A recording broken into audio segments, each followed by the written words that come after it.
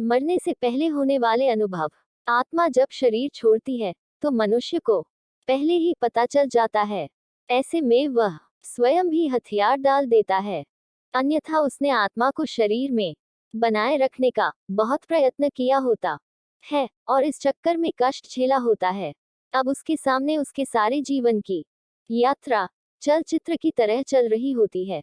उधर आत्मा शरीर से निकलने की तैयारी कर रही होती है, इसलिए शरीर के 5 प्राण एक धनंजय प्राण को छोड़कर शरीर से बाहर निकलना आरंभ कर देते हैं। ये प्राण आत्मा से पहले बाहर निकलकर आत्मा के लिए सूक्ष्म शरीर का निर्माण करते हैं, जो कि शरीर छोड़ने के बाद आत्मा का वाहन होता है। धनंजय प्राण पर सवार होकर आत्मा शरीर से निकलकर इसी सूक्ष्म शरीर में प्रवेश कर जाती है। बहरहाल अभी आत्मा शरीर में ही होती है और दूसरे प्राण धीरे धीरे शरीर से बाहर निकल रहे होते हैं कि व्यक्ति को पता चल जाता है। उसे बेचैनी होने लगती है, घबराहट होने लगती है, सारा शरीर फटने लगता है, खून की गति धीमी होने लगती है, सांस उखड़ने लगती है, बाहर के द्वार बंद होने लगते हैं, अर्थात अब चेतना लुप्त होने लगती है और मूर्छा आने लगती है।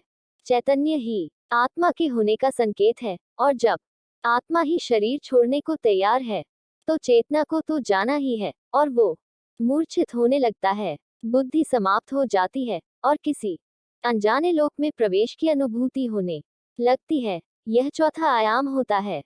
फिर मूर्छा आ जाती है और आत्मा एक झटके से किसी भी खुली हुई इंद्रिय से बाहर निकल जाती है। इसी समय चेहरा विकृत हो जाता है। यही आत्मा के शरीर छोड़ देने का मुख्य चिन्ह होता है।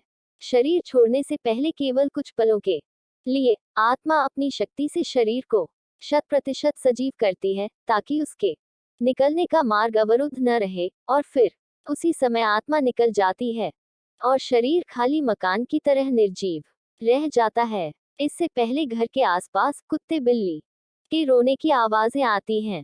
इन पशुओं की आंखें अत्यधिक चमकीली होती है, जिससे ये रात के अंधेरे में तो क्या सूक्ष्म शरीरधारी आत्माओं को भी देख लेते हैं। जब किसी व्यक्ति की आत्मा शरीर छोड़ने को तैयार होती है तो उसके अपने सगे संबंधी जो मृतात्माओं के रूप में होते हैं उसे लेने आते हैं और व्यक्ति उन्हें यमदूत समझता है और कुत्ते बिल्ली उन्हें साधारण जीवित मनुष्य ही समझते हैं और अनजान होने की वजह से उन्हें देखकर रोते हैं और कभी कभी भौंकते भी हैं। शरीर के 5 प्रकार के प्राण बाहर निकलकर उसी तरह सूक्ष्म शरीर का निर्माण करते हैं, जैसे गर्भ में स्थूल शरीर का निर्माण क्रम से होता है। सूक्ष्म शरीर का निर्माण होते ही आत्मा अपने मूल वाहक धनंजय प्राण के द्वारा बड़े वेग से निकलकर सूक्ष्म शरीर में प्रवेश कर जाती है। आत्मा शरीर के जिस अंग से निकलती है उसे खोलती तोड़ती हुई निकलती है। जो लोग भयंकर पापी होते हैं उनकी आत्मा मूत्र या मल मार्ग से निकलती है। जो पापी भी हैं और पुण्यात्मा भी हैं उनकी आत्मा मुख से निकलती है।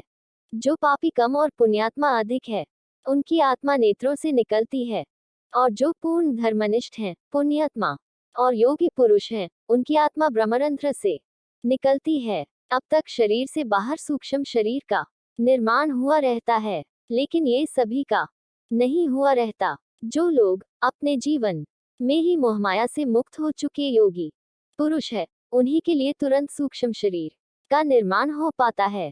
अन्यथा जो लोग मोहमाया से ग्रस्त हैं परंतु बुद्धिमान हैं, ज्ञान विज्ञान से अथवा पांडित्य से युक्त हैं, ऐसे लोगों के लिए 10 दिनों में सूक्ष्म शरीर का निर्माण हो पाता है।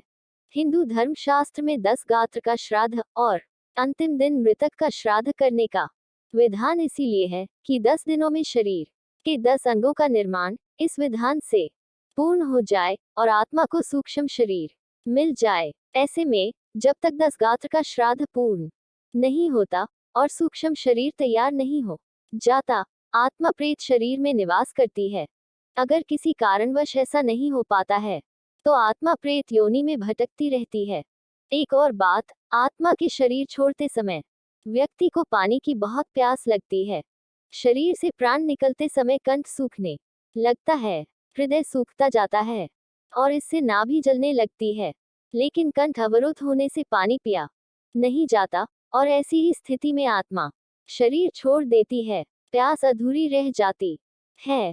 इसलिए अंतिम समय में मुख में गंगा जल डालने का विधान है। इसके बाद आत्मा का अगला पड़ाव होता है शमशान का पीपल। यहाँ आत्मा के लिए यमघंट बंधा होता है, जिसमें पानी होता है। यहाँ प्यासी आत्मा यमघंट से पानी पीती है, जो उसके लिए अमृत तुल्य होता है। इस पानी से आत्मा तृप्ति का अनुभव करती है।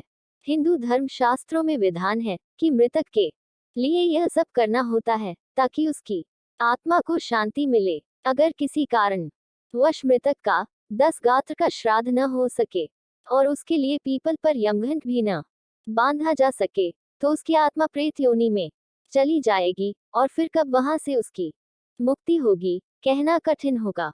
हाँ, कुछ उपाय अवश्य हैं। पहला तो यह कि किसी के देहावसान होने के समय से लेकर 13 दिन तक निरंतर भगवान के नामों का उच्च स्वर में जप अथवा कीर्तन किया जाए, और जो संस्कार बताए गए हैं उनका पालन करने से मृतक भूत प्रेत की योनि, नरक आदि में जाने से बच जाएगा।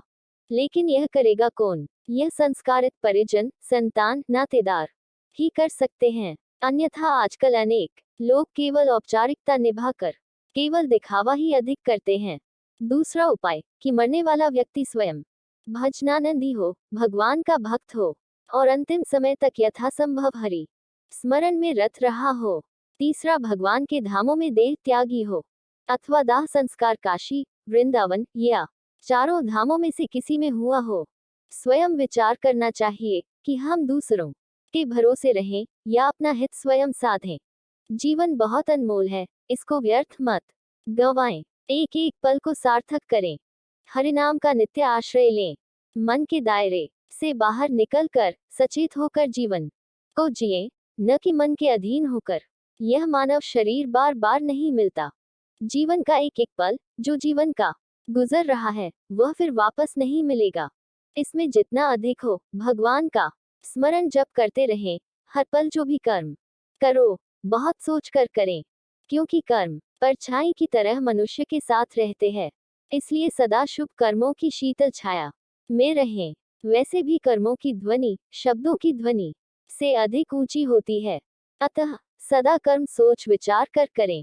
जिस प्रकार धनुष में से तीर छूट जाने के बाद वापस नहीं आता, इसी प्रकार जो वचन से, कर्म से भगवान श्री राम, श्री कृष्ण का ध्यान, चिंतन, जप, कीर्तन करते रहें, निरंतर स्मरण से हम यम पाश से तो बचेंगे ही बचेंगे, साथ ही हमें भगवत धाम भी प्राप्त हो सकेगा, जो कि जीवन का वास्तविक लक्ष्य है।